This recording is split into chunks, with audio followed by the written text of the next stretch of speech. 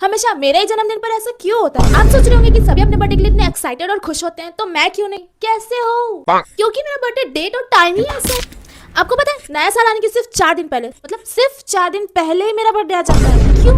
नए साल पे भी तो आ सकता था ना। और तो और मंथ का एंड और पैदा हो गई मिडिल क्लास में, और हम सभी मिडिल क्लास का एक ही रोना है, मंथ के एंड में तंगी का।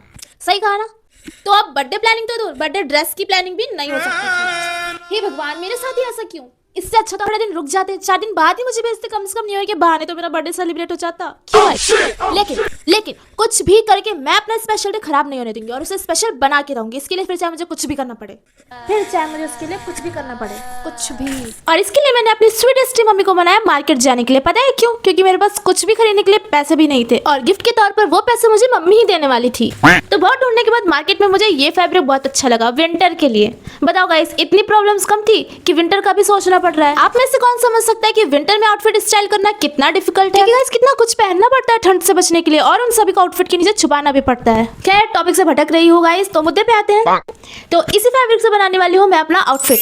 अब खरीद नहीं सकती तो क्या हुआ, बना तो सकती हो ना। फैब्रिक तो खरीद लिया था, पर इससे भी बड़ी प्रॉब्लम थी कि बनाऊंगी क्या, क्योंकि सिर्फ एक ही हफ्ते था और इस एक हफ्ते में मुझे कुछ भी सॉलिड बनाना था। लगता है कि मेरी प्रॉब्लम्स बर्थडे तक खत्म ही नहीं होने वाली, लेकिन मैं भी अपनी प्रॉब्लम से हार नहीं मानने वाली। मार्केट से कपड़ा तो मैं ले आई, पर मेरी इंस्पिरेशन थी 90s की बॉलीवुड के ये लुक्स।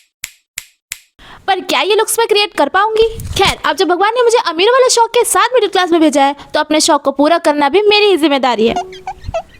पर लगता है प्रॉब्लम्स मेरी लाइफ से नहीं जाने वाली, क्योंकि कटिंग करने के बाद जैसे सिलाई करने बैठी वैसे ही पता चला कि सिलाई की मशीन तो खराब हो गई है।